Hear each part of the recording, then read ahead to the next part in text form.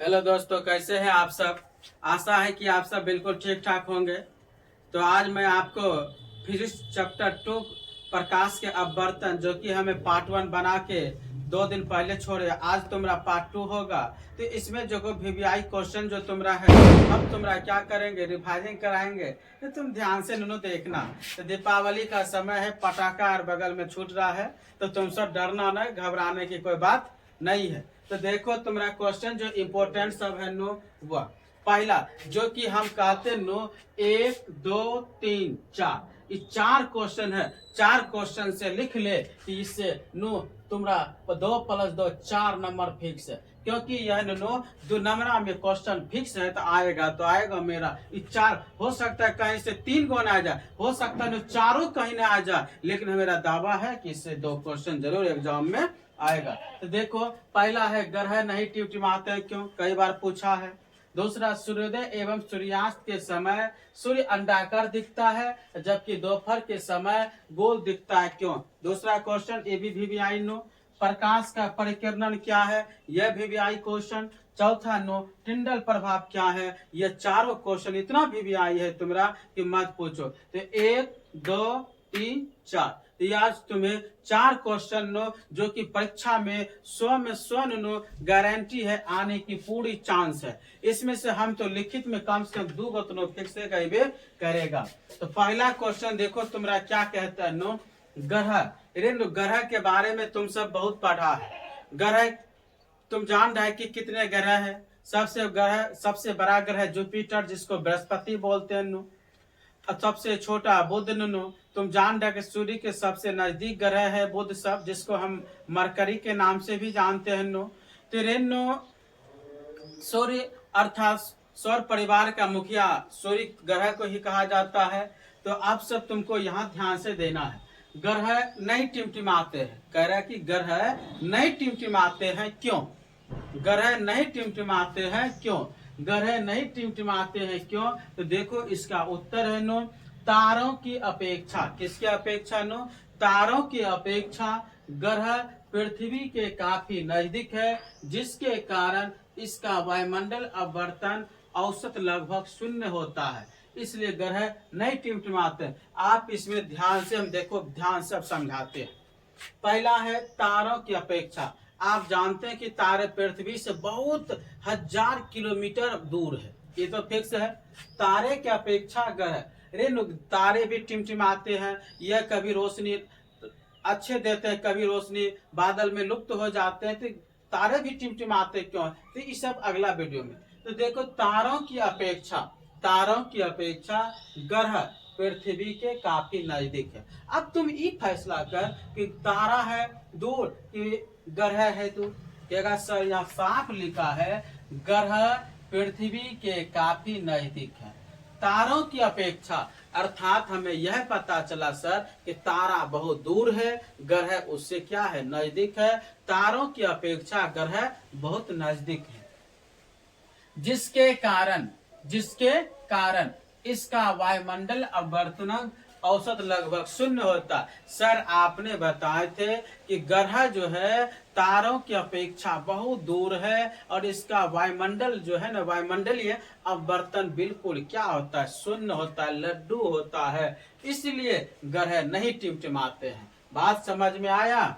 तो आपको कंठस्थ याद रखना कि सर आपने बोले थे कि ग्रह जो है, ग्रह और तारे नो ग्रह से बहुत ऊपर है, बहुत दूर है, और तारे के नीचा कौन है, ग्रह है, और बहुत अधिक दूर होने के कारण इसका वायुमंडल अपवर्तन बिल्कुल औसत जो है एवरेज नो 0 होता है, इसलिए ग्रह नहीं टिमटिमाते हैं, इसलिए ग्रह नहीं टिमटिमाते। फिर से देखो, तारों की अपेक्षा ग्रह पृथ्वी के काफी नजदीक है। देखो ग्रह जो है पृथ्वी के काफी क्या है, नजदीक, तारा क्या है, बहुत ऊपर, इसलिए जिसके कारण वायुमंडल अपवर्तन नहीं होता है, जिसके कारण वायुमंडल अपवर्तन नहीं होता है, औसत लगभग इसका 0 होता है, इसलिए ग्रह नहीं टिमटिमाते हैं, इसलिए ग्रह नहीं टिमटिमाते हैं। आप इतना अगर 2 नंबर 4 नंबर इसमें से हम कह रहे फिर से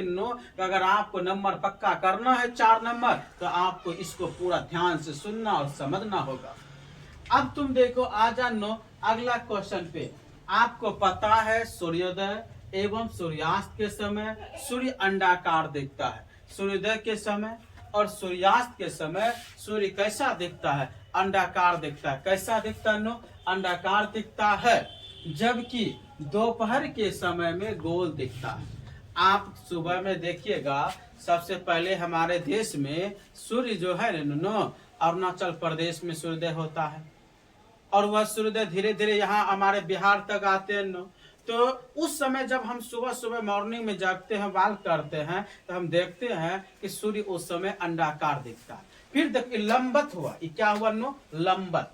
फिर वही सूर्य उधर घूम के आएगा तो इधर भी लंबत हुआ। उस समय भी सूर्य हमें कैसा दिखता है? अंडाकार दिखता है। लेकिन जब राइट 12 बजे आता है, सिर्फ सूर्योदय होता है, उस समय गोल दिखता है। ऐसा क्यों कहा? तो आपको समझना है ऐसा क्यों। तो देखो, सूर्योदय एवं सूर्यास्त के समय, सूर्योदय एवं सूर्यास्त के समय वायुमंडल अपवर्तनांक अधिक और असमान रूप से होता है, जबकि दोपहर के समय लंबत प्रकाश की किरणें गिरती है, जिसके कारण वायुमंडल अपवर्तन ना के बराबर होता है। यही कारण है कि सूर्योदय एवं सूर्यास्त के समय अंडाकार दिखता है, जबकि दोपहर के समय सूर्य गोलाकार दिखता है। अब आप ध्यान से समझिए, सूर्योदय एवं सूर्यास्त के समय वायुमंडल अपवर्तनांक अधिक और असमान रूप से होता है, जबकि अब तुमको हम बताते रहे अभी आपको बोले, जब सुबह में सूर्योदय होता है हम आपको बोले सबसे पहले सूर्य प्रकाश अरुणाचल प्रदेश में। अब वहां पे यहाँ से लेके बिहार अब पटना खगड़िया जिला से बता वहाँ कितना दूर। अब वहां सूर्य जब उदय हुआ तो बता कितना दूर हुआ? बहुत दूर। फिर बता इधर रुकता है, अब बता इधर कितना दूर हुआ? इसीलिए इसका अपवर्तनांक क्या होता है? अधिक। अपवर्तनांक क्या होता है? अधिक। यहाँ लिखल है वायुमंडल अपवर्तनांक अधिक और असमान रूप से होता है। असमान रूप से होता है। इधर वायुमंडल अपवर्तनांक अधिक हुआ। अब बता यह ऐसे है। अब जैसे मान लेके यहाँ सूर्य है, इधर देखो ऐसे, इधर देखो ऐसे, यहाँ देखो नजदीक है, तो बता ई वाला अपवर्तनांक अधिक होगा, ई वाला अपवर्तनांक अधिक होगा। लंबत देखो माथा पे सिर के ऊपर कम दूरी, इसीलिए नहीं होता है। इसीलिए तो कहा जाता है सूर्योदय के समय अधिक दूरी होने के कारण, सूर्यास्त के समय अधिक दूरी होने के कारण, और दोपहर में सीधा सीधी लंबत रहता है। इसलिए वायुमंडल जो है वायुमंडलीय अपवर्तनांक जो है दोपहर के समय कम होता है और सूर्योदय के समय और सूर्यास्त के समय अधिक होता है। इसलिए सूर्य जो है हमें सूर्यास्त समय अंडाकार दिखता है और सूर्यास्त के बाद अर्थात सूर्योदय के समय अंडाकार दिखता है, सूर्यास्त के बाद अंडाकार दिखता है, और जब दोपहर 12 बजता है तो वह हमें कैसा दिखता है? गोल दिखता है। यही रीजन है। आपको अच्छी तरह समझ में आया? हाँ सर एकदम फिर से। तो देखो, सूर्योदय अर्थात सुबह 5-6 बजे 5:30 बजे सूर्योदय एवं सूर्यास्त, शाम को चक्का डूबने के समय सूर्योदय सूर्यास्त के समय वायुमंडल अपवर्तनांक अधिक, अर्थात सुबह में अधिक वायुमंडल अपवर्तनांक होगा, शाम को वायुमंडल अपवर्तनांक अधिक हो और वो समान रूप से होता है। 2 टाइम अधिक होता है, एक सुबह में एक शाम में। वायुमंडलीय अपवर्तनांक क्या होगा? अधिक। जब दोपहर के समय माथा के बीचों बीच उस समय वायुमंडल अपवर्तनांक क्या होता है? बहुत कम की मात्रा में होता है। इसलिए दोपहर के समय सूर्य गोल दिखता है और सूर्यास्त और सूर्योदय के समय सूर्य क्या दिखता है? अंडाकार दिखता है। अब कंठस्थ याद। अब आगे बढ़ते हैं। अब है प्रकाश का परिकिरणन क्या है? जब सूर्य का प्रकाश पृथ्वी के वायुमंडल में, जब सूर्य का प्रकाश पृथ्वी के वायुमंडल में प्रवेश करती है तो वायुमंडल में उपस्थित विभिन्न गैस, अणु, परमाणु प्रकाश को अवशोषित कर लेते हैं और कुछ समय बाद ये प्रकाश को चारों दिशाओं में फैलाते हैं। प्रकाश के इस घटना को प्रकाश का परिकिरणन कहते हैं। अब हम तुमको समझाते रेणु, जब सूर्य का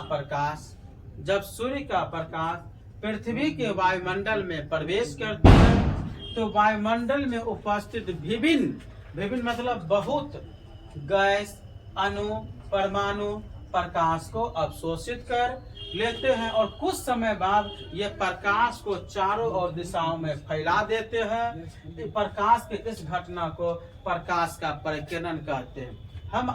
आपको हम चित्र के माध्यम से समझाते हैं। ध्यान दीजिए, यह सूर्य है। यह क्या है बाबू?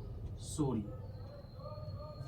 अब देखो यह सूर्य है यह सूर्य देखो, वहां से प्रकाश की किरण आ रही है। प्रकाश की किरण क्या है आ रही है। पृथ्वी के वायुमंडल में जब सूर्य की प्रकाश अर्थात सनलाइट प्रवेश किया तो यहाँ पे आप जानते हैं कि पृथ्वी के वायुमंडल में बहुत सारे गैस हैं और धूल कण है। क्या है? गैस है बाबू, धूल है और कण है। धूल कण है कि नहीं है? बता तुम्हें। अणु भी है। देखो सूर्य की प्रकाश आ रही है, पृथ्वी के वायुमंडल में प्रवेश किया। अब पृथ्वी के वायुमंडल में जब प्रवेश किया तो जैसे पृथ्वी के वायुमंडल में प्रवेश जब आया तो अब वायुमंडल में आने से गैस, धूल, कण, अणु बहुत सारे सूर्य को प्रकाश को क्या करेगा है। देखो मान ले एक कण है, एक गैस है, बहुत सारा। ये सूर्य के प्रकाश को क्या किया? अवशोषित किया। सूर्य के प्रकाश को क्या किया? अवशोषित किया। अवशोषित करने के बाद कुछ क्षण के बाद ये प्रकाश को बिखेर देगा है। ऐसे ही मान ले कण है ना, प्रकाश इसमें प्रवेश किया अब प्रवेश करने के बाद कुछ समय के बाद ये अपने चारों ओर है ऐसे प्रकाश को क्या करेगा? बिखेर देगा, अर्थात प्रकाश को निकाल देगा। और हम इसी घटना को सूर्य का क्या बोलते हैं? प्रकाश का परिकिरणन। आपको अब चलते हैं अपने, देखो फिर से सूर्य के प्रकाश ऊपर से आया यहाँ पृथ्वी। सूर्य के प्रकाश जब ऊपर से आ रहा है ना तो हमारे धरती अर्थात पृथ्वी के वायुमंडल में बहुत सारे गैस हैं। नाइट्रोजन गैस है, ऑक्सीजन गैस है, कार्बन डाइऑक्साइड गैस है, गैस है, क्रिप्टोन, आर्गन, बहुत सारे गैस हैं। वो गैस हुआ एक अणु है, परमाणु है, धूल कण है, बहुत सारे हैं। सूर्य के प्रकाश जब आया ना उस पर तो वह क्या करेगा? अवशोषित कर लेगा। जब अवशोषित कर लेगा ना कुछ क्षण के बाद वह प्रकाश को क्या करेगा? बिखेर देगा, अपने चारों दिशाओं में फैला देगा। और इस घटना को हम प्रकाश का परिकिरणन कहते हैं। क्लियर? आजा अगला क्वेश्चन, टिंडल प्रभाव क्या है? टिंडल प्रभाव आपको घर में भी होता है, हमारे घर में भी होता है। तो देखो कैसे। रे टिंडल प्रभाव क्या है? कह रहे कि जब कोलाइडी कण प्रकाश की प्रकिरणन को दर्शाते हैं, जब कोलाइडी कण प्रकाश की परिकिरणन को दर्शाते हैं, इस घटना को हम टिंडल प्रभाव कर दें। कह रहे जब कोलाइडी कण प्रकाश की परिकिरणन अभी आपको तुरंत बताएं प्रकाश की परिकिरणन किसे कहते हैं। रेणु वायुमंडल में जब सूर्य की प्रकाश प्रवेश करता है तो वह कुछ क्षण अपने समय उसको अवशोषित करके पुनः चारों दिशाओं में बिखेर देती है, फैला देती है। इसी घटना को हम प्रकाश की परिकिरणन कहते हैं। वही तो कह रहा है, जब कोलाइडी कण प्रकाश की परिकिरणन को दर्शाते हैं तो इस घटना को हम क्या बोलते हैं? टिंडल प्रभाव। आपको हम समझाते हैं अच्छी तरह फिगर में।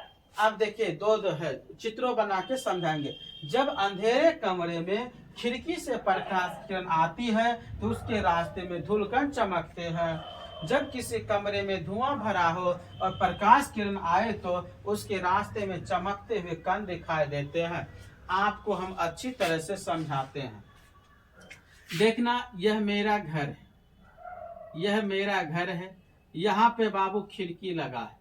अब सूर्य की प्रकाश मान ले इससे प्रवेश कर रहा है तुम देखना अब मेरा कमरा जो है, रूम जो है बाबू, वह पूरा क्या है, अंधेरा है। वह क्या है नो, अंधेरे है। बता, अंधेरा, पूरा अंधेरा है। क्या है नो, अंधेरा है, पूरा अंधेरा है। उसमें पर सूर्य के प्रकाश देखना खिड़की होते हुए प्रवेश करता है ना, तो बहुत सारे धूल कण उस देखना सूर्य के प्रकाश में पूरा चारों तरफ नाचेगा, घूमते रहता है, गति में रहता है। वही तो हुआ नो टिंडल प्रभाव। वही क्या हुआ, टिंडल प्रभाव है। देखो ना, जब अंधेरे कमरे में खिड़की से प्रकाश की किरणें आती है तो उसके रास्ते में धूलकण चमकते हैं। अब बता, सूर्य की प्रकाश जब हमारे खिड़की होके है प्रवेश कर रहा है ना, तुम देखना बहुत सारे कण गति में रहता है, घूमते रहता है, और वह क्या होता है, दिखाई देता है, चमकता है। यह तो है टिंडल प्रभाव के एग्जाम्पल। उससे भी न है तो तुम जाना, देखो हम बता देते हैं। हमारे तरफ एक घर है, फूस का घर है, जिसको बोलते हैं खौर का या खपरा का घर है। खपरा के घर है नो, जब देखते हैं कि रूम में लोग सुतल रहता है ना, वो खपरा के छिद्र से एगो प्रकाश की किरण जा रही है। अब प्रकाश की जब किरण नो उस घर में प्रवेश करती है ना, तो देख अंधेरा कमरा रहता है। अंधेरे कमरे में जब प्रकाश किरण प्रवेश करती है नो, अब प्रवेश करने के बाद तुम देखना उसमें बहुत सारे कण गतिमान रहता है, और गतिमान रहने के कारण वह चमकता है। ये पूछेंगे ये किसका उदाहरण है, तो बोलना टिंडल प्रभाव के। किसका उदाहरण है नो, जब किसी कमरे में धुआं भरा हो, क्या भरा हो, धुआं भरा हो, अब प्रकाश किरण आए तो उसके रास्ते में चमकते हुए, तुम अपने अंधेरा कमरा है उसमें धुआं भर दो, अब कोई प्रकाश की किरण आएगा ना, तो तुम देखना वह चमकता है, गति में रहता है, घूमता। यही तो है टिंडल प्रभाव। तुम समझ गया। अब तुम जो है नो अब इसको उतारो, उसके बाद हम तुमको क्या करेंगे बताएंगे। लिख लो पहले बढ़िया से, ठीक ना। तुम सब लिख लिया, समझ लिया। अब तुम देखो ध्यान से, सूर्योदय एवं सूर्यास्त के समय। अब क्वेश्चन है नो, सूर्योदय एवं सूर्यास्त के समय सूर्य लाल दिखता है, क्यों? इस तो तुम पढ़ चुका था, लेकिन तुमको हम फिर से अच्छी तरह से तुमको बता रहे हैं। अभी बताए तेरे नो, उससे पहले क्वेश्चन था सूर्योदय एवं सूर्यास्त के समय सूर्य लाल, सूर्योदय के समय और सूर्यास्त के समय अंडाकार दिखते हैं, लेकिन दोपहर के समय गोल दिखता है। वो क्वेश्चन हम तुमको बताए थे कि नहीं बताए थे? सूर्योदय के समय, सूर्यास्त के समय, सूर्योदय के समय और सूर्यास्त के समय सूर्य अंडाकार दिखती है, और दोपहर के समय सूर्य गोल दिखता है। हम तुमको यह क्वेश्चन समझाए थे अभी तुरंत। अब फिर देखो अगला क्वेश्चन आ गया, सूर्योदय एवं सूर्यास्त के समय सूर्य लाल दिखता है, क्यों? अब की बार है लाल दिखता है क्यों? उस समय था अंडाकार, गोल था। अब की बार लाल क्यों सूर्योदय दिखता है सूर्योदय के समय और सूर्यास्त के समय, यह तुम्हें समझना है। जैसे कि हम लोग जानते हैं कि लाल रंग का तरंगदैर्घ्य सबसे ज्यादा होता है। आपको यह पता है कि सबसे ज्यादा तरंगदैर्घ्य किस रंग की होती है? लाल रंग की होती है, क्योंकि लाल रंग है ना, इसका तरंगदैर्घ्य सबसे अधिक दूरी, यह बीच में विचलित नहीं होता है। इसलिए हम इसका उपयोग खतरे के निशान में भी लाल रंग का उपयोग करते हैं, क्योंकि ये लंबी दूर, बहुत दूर तक हमें यह दिखाई दे देता है, इसलिए। अब तुम देखो, जैसे कि हम लोग जानते हैं लाल रंग का तरंगदैर्घ्य सबसे ज्यादा होता है, जिसके कारण उसका परिकीर्णन सबसे कम होता है और ज्यादा दूरी तय करता है। इसलिए सूर्योदय एवं सूर्यास्त के समय सूर्य लाल दिखता है। आपको समझना है, सूर्योदय के समय, सूर्यास्त के समय सूर्य जो है इसका परिकीर्णन क्या कह रहा है? परिकीर्णन सबसे कम होता है, परिकीर्णन सबसे कम होता है। इसी कारण सूर्योदय के समय, सूर्यास्त के समय सूर्य हमें कैसा दिखता है?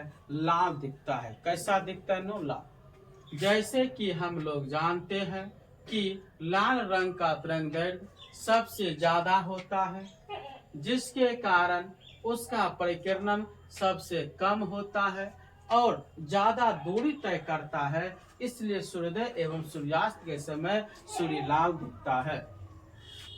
लाल रंग का तरंगदैर्घ्य सबसे ज्यादा होता है, लाल रंग का तरंगदैर्घ्य सबसे क्या होता है? ज्यादा होता है, और यह लंबी दूरी तय करता है। इसका परिकिरणन बहुत मात्रा कम में होता है, इसलिए सूर्योदय के समय, सूर्यास्त के समय सूर्य हमें लाल दिखाई देता है। समझ गया? अब है लाल रंग हम खतरे में भी उपयोग करते हैं। खतरे का संकेत लाल होता है, क्यों?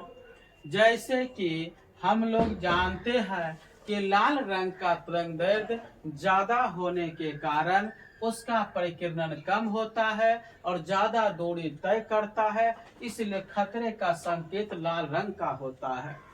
लाल रंग का तरंगदैर्ध्य हम खतरे में इसलिए महसूस करते हैं। लाल रंग का निशान, लाल रंग का झंडे हम इसलिए इसमें उपयोग करते हैं ताकि ये लंबी दूरी तक हमें यह दिखाई देता है।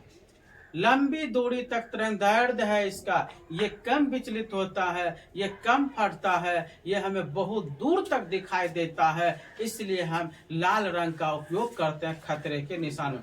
जैसे रेल में देखो, रेल लाइन में देखो, रे बच्चा बदमाशी मत करो, यहाँ देखो, तो रेलवे में तुम देखा होगा नो, लाल लाइट का, लाल बल्ब का, लाल झंडा का, लाल कोई चीज का जो है ना रेलवे में इस्तेमाल होता है। क्यों जानता? क्योंकि रेलगाड़ी बहुत फास्ट चलता है, ये 5 किलोमीटर 10 किलोमीटर से भी लाल इसको दिखाई देता है। क्यों? क्योंकि ये इसका तरंगदैर्ध्य क्या है? सबसे अधिक, ये दूरी सबसे अधिक तय करता है। इस कारण हमें दूर से ही लाल रंग की निशानी दिख जाती है, हम बुझ जाते हैं ओ ये खतरे का निशान जो है लाल रंग में उपयोग करते न, इसलिए हमें लाल रंग का खतरे के निशान में उपयोग। क्यों? क्योंकि इसका तरंगदैर्ध्य ज्यादा है, क्योंकि यह अधिक दूरी तय करता है, इसलिए हमें बहुत दूर से भी यह दिखाई दे देता है, इसलिए हम लाल रंग के नो क्या करते हैं? खतरे के संकेत में उपयोग करते हैं। लाल कपड़ा हो, लाल झंडा हो, लाल कोई भी वस्तु हो, वो दूर से हमें बहुत दूर तक दिखाई दे देता है। देखो आप हम तुमको बढ़िया अच्छे तरह से समझाते हैं।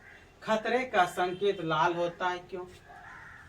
जैसे कि हम लोग जानते हैं लाल रंग का तरंगदैर्ध्य ज्यादा, अभी बोले थे लाल रंग का तरंगदैर्ध्य क्या है? सबसे ज्यादा होने के कारण उसका परिकिरण, अब बहुत ज्यादा होने के कारण उसका परिकिरणन क्या होता है? कम होता है। और जब कम होता है, परिकिरणन बहुत कम होता है, तो ज्यादा दूरी तय करता है। वो क्या करता है? ज्यादा दूरी तय करता है। इसलिए खतरे का संकेत लाल हमें दूरी भी बहुत दूरी तय करता है, परिकिरणन कम करता है, और यह हमें स्पष्ट रूप से दूर से बहुत दूर से दिखाई दे देता है, इसलिए हम खतरे का संकेत के रूप में लाल रंग का ही उपयोग करते हैं। अब तुम्हारा है नो इंद्रधनुष क्या है? यह एक प्रकार का प्राकृतिक स्पेक्ट्रम है। इंद्रधनुष तुम देखा होगा आकाश में जब वर्षा पड़ता है ना, वर्षा पड़ने के बाद देखना इंद्रधनुष, हमरे इधर सब है ना बचपन में सब देखते थे, कहता था ओ पानी सोख तो सबको छत पे बहुत सारा देखते थे। तो देखो इंद्रधनुष क्या है, अब क्वेश्चन तुमको ध्यान से समझाते हैं। कह रहे कि इंद्रधनुष क्या है?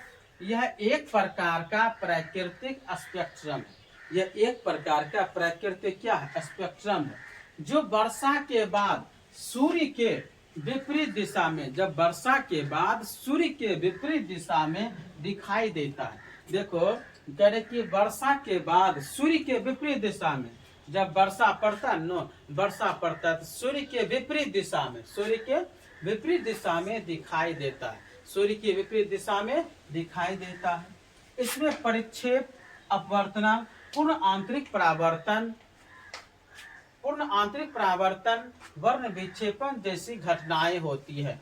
इसलिए इंद्रधनुष दो प्रकार के होते हैं। इंद्रधनुष कितने प्रकार के होते हैं? 2 प्रकार के।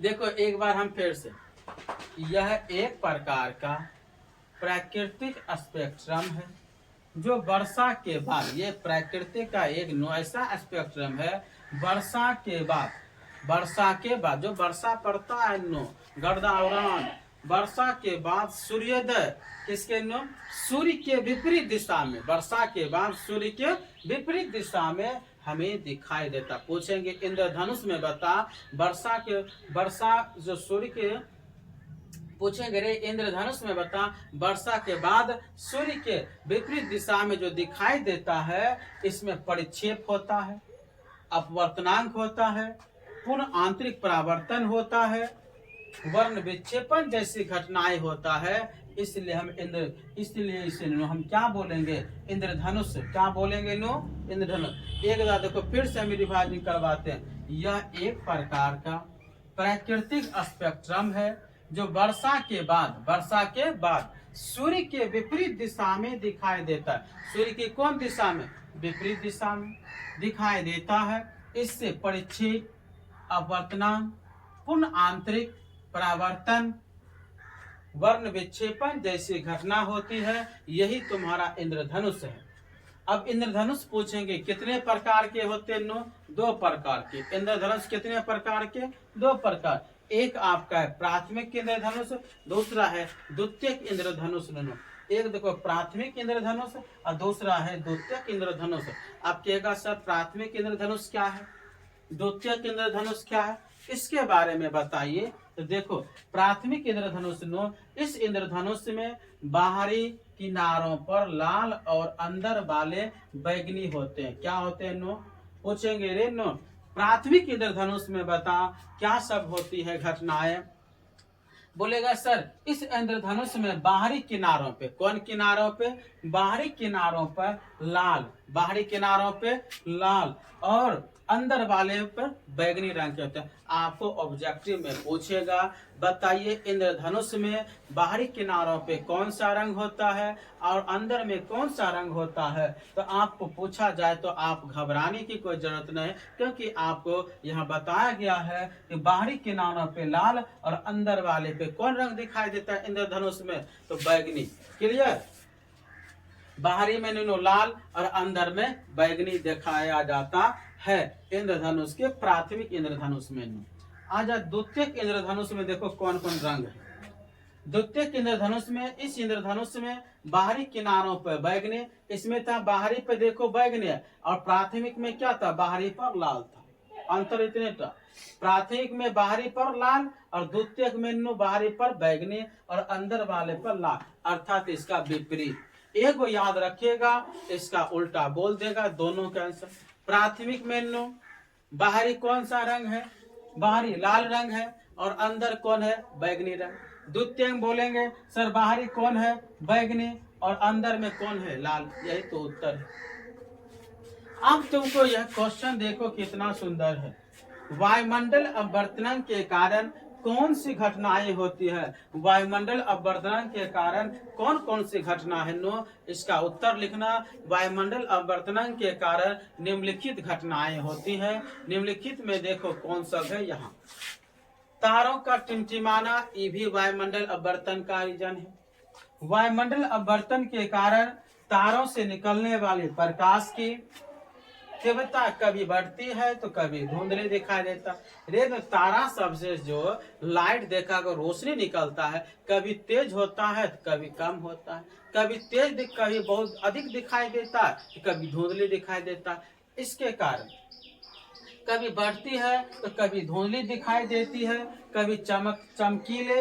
इस तरह के बार बार तारों का धुंधला या चमकीला दिखाना ही तारों का क्या है, टिमटिमाना। रेनो जब तुम जान रहा है कि वायुमंडल में बहुत सारे गैस सब हैं, वायुमंडल अपवर्तन के कारण अभी बोले तारों का टिमटिमाना। पूछेंगे रे तारे टिमटिमाने क्यों टिमटिमाते हैं, इसका उत्तर क्या देगा, कहेगा सर वायुमंडल में आप जानते हैं तारों में कभी रोशनी बढ़ती है तो कभी घटती है, कभी तेज दिखती है कभी धुंधली दिखती है। तो अब दिखने के कारण भी बार बार हो क्या है, देखो तारों का टिमटिमाना वायुमंडल अपवर्तन के कारण तारों से निकलने वाले प्रकाश, अब तारा से जो लाइट निकलेगा, प्रकाश निकलेगा, तीव्रता कभी बढ़ती है तो कभी धुंधली, कभी तेज होगा कभी धुंधली दिखाई देती है, कभी चमकीला दिखाई देता। यह घटना बार बार होती है और तारों का धुंधला या चमकीला दिखाना ही हम क्या बोलते हैं, तारों का टिमटिमाना कहलाते हैं। तारों को वही नो कभी तेज कभी कम होने को हम क्या बोलेंगे, तारों को टिमटिमाना। कभी तेज दिखाई देता है कभी कम दिखाई देता है, तो याद रह जाएगा ना। तुमको देखो आज जो हम जितना भी फिजिक्स का वीवीआई क्वेश्चन था वह तुमको हम क्या कर दिए, बता दिए, समझा दिए अच्छी तरह से तुमको ये कंटेंट। इस जितना भी आज तुमको बताए ना 8 क्वेश्चन 7-8 क्वेश्चन, इसमें से गारंटी है तुम्हारा 3 और 4 क्वेश्चन परीक्षा में देखना तुम्हें बोर्ड में आएगा। तो अब तुम जो है इसको समझ लिया अच्छी तरह। तो अगर तुम्हें अच्छा ये वीडियो लगा होगा तो क्या करना, सब्सक्राइब कर देना, लाइक कर देना और कमेंट बॉक्स में हमें क्या करते रहना, मैसेज करते रहना, कमेंट करते रहना, ताकि हमें यह सब क्या पता चलते रहेगा। तो ठीक है, धन्यवाद।